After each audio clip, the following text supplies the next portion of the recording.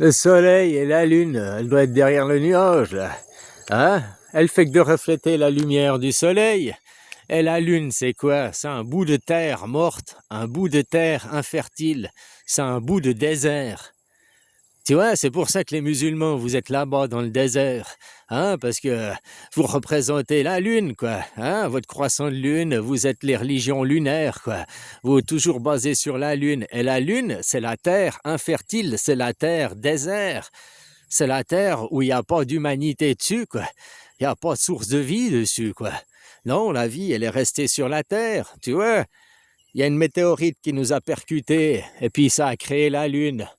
Hein? Voilà pourquoi, alors si la Lune, c'est un bout de la Terre, elle est la même chose, hein, que sur la même base. Ah, parce que c'est seulement l'écorce terrestre. Tu vois ce qui fait alors battre le cœur de la Terre, c'est le noyau de fer, hein, au milieu, quoi. Quand tu regardes la Terre en coupe, il faut regarder comme si tu regardais une centrale nucléaire.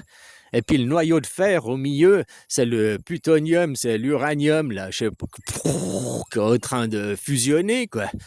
Hein, qui est de la fission, la fusion, je sais pas comment ça s'appelle exactement. Voilà, hein, et puis qui dégage un champ électrique et un champ magnétique. Hein, on vit dans une centrale électrique, quoi. Voilà. Tu savais que quand tu allumes la lumière, l'interrupteur, pour que ça arrive, la lumière, elle arrive au plafonnier, là.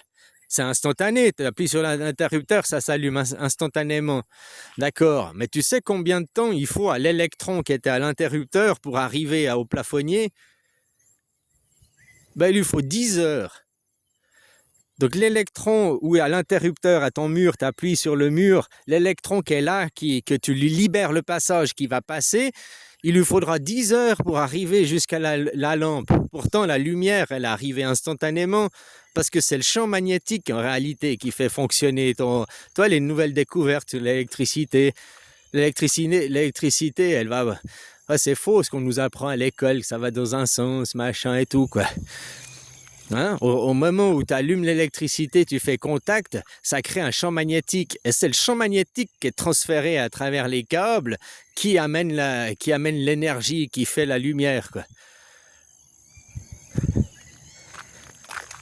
Et magnétisme, l'électromagnétisme, c'est directement lié. Nous, on est dans un champ électromagnétique. Ton corps est électromagnétique. Tu vois, des fois, tu touches les gens, ça fait un petit contact, électricité statique, quoi. Mais on dégage une énergie, notre aura, comme... Et puis, notre cœur, notre morceau de fer, c'est notre cœur qui fait battre tout ça, quoi. Comme la Terre, ça explique les marées. La Terre, elle respire aussi 2 fois par jour. Elle se gonfle, elle se dilate, hein, 2 fois par jour, quoi. Voilà, ça explique les marées. Ah, parce que quand les marées, si tu crois que ça vient que de la Lune, seulement 10% de l'effet des marées provient de la Lune. 10%. 20% de l'effet des marées provient du Soleil, l'attraction du Soleil. Donc, tu vois, on explique que 30% de l'effet des marées est expliqué, 20% vient du Soleil, 10% vient de la Lune. Et tout le reste, les 70% restants, c'est quoi? Ben justement, c'est la respiration, la dilatation de la couche, de la croûte terrestre qui... où elle respire, on peut voir ça comme ça, ou bien une dilatation il y a un côté chaud, un côté froid, hein, ça se dilate du côté chaud, ça se rétrécit du côté froid, comme l'acier, quoi, comme les matériaux, ils réagissent, hein, le jour et la nuit, quand il y a le soleil qui frappe dessus, il y a une dilatation de l'acier, il devient plus grand que quand il serait au froid, il se rétrécit, quoi. Voilà, quoi. Puis c'est ça qui mène aussi l'effet des marées, quoi. Ça fait comme une respiration, quoi. Enfin voilà, quoi. C'est tout ce que je voulais dire, c'est que vous, vos religions, c'est des religions qui...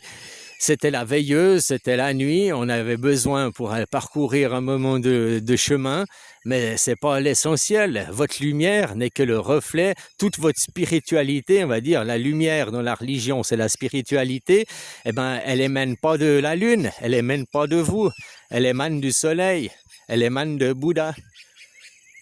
Il n'y a qu'un soleil, quoi. Il y a Bouddha. Bouddha et Jésus, c'est la même histoire, c'est la même vie, hein. Sauf que, on en a fait une idole. on l'a idolâtré, on l'a fait, il est né d'un miracle, on a fait quelque chose qui rend impossible la quête du savoir aux gens, quoi. Puisque tu n'es pas né d'un miracle, puisque tu n'es pas fils de Dieu, alors jamais tu ne pourras être un élu, quoi. Hein, ça a rendu cette quête, qui est une quête d'homme, hein, qui l'a rendue exclusive à seulement à l'élite, qui a rendu le savoir élitiste, quoi. Exactement comme Socrate et Platon. Socrate avait fait des écrits, des paroles, Platon les a mis en écrit. Et après, il a créé les écoles platoniciennes où il a rendu le savoir payant et élitiste. Payant, donc que pour une élite, que pour les riches pouvaient payer. Les pauvres n'avaient plus accès au savoir. C'est la même chose avec Jésus. Bouddha, c'est le fils d'un roi qui a abandonné les richesses, qui a abandonné son statut de roi pour faire une vie de pauvre, une vie d'ascèse, qui lui a amené à l'illumination. C'est un chemin d'homme qui est ouvert à tout homme et à toute femme. Hein. C'est une quête d'homme, c'est une quête humaine à l'échelle d'une vie. Tandis que quand c'est après devenu la même histoire transformée de Jésus, c'est plus Jésus, roi des Juifs aussi, déchu, ils l'ont refusé parce que Jésus il a fait la même chose que Bouddha, il était vivre avec les pauvres, avec les malades, avec ceux qui avaient la peste, hein, il était fréquenté, voilà quoi. Hein, la même chose, il a fait ses ascèses, la même chose que Bouddha. Sauf qu'après Jésus, la différence avec Bouddha, Jésus on l'a mis sur un piédestal, on en a fait de lui une idole, on en a fait de lui une star. Tu vois, il n'y a pas d'image de Bouddha. Mais par contre, il y a une image de Jésus. Tout le monde a la même image de Jésus. Le Jésus sur sa croix, sacrifié, barbu, avec sa... Voilà, tout le monde a la même image de Jésus. Par contre, Bouddha, il y a plusieurs images. Tu as déjà 7 Bouddhas au minimum, un pour chaque jour. Un il est debout, un il est couché, un il est gros, un il est assis. Voilà, ils n'ont pas la même tête aussi à chaque fois, quoi. Donc tu vois, il y a plusieurs images, quoi. Malgré que le premier commandement, c'est tu ne feras point d'image de moi, quoi. Donc tu deviendras pas un idole, un fanatique. Ben non, le premier commandement, ben oui. Moïse, tu ne feras pas d'image de moi parce que c'est pas moi la superstar. La superstar, c'est les 10 commandements, la tablette de marbre.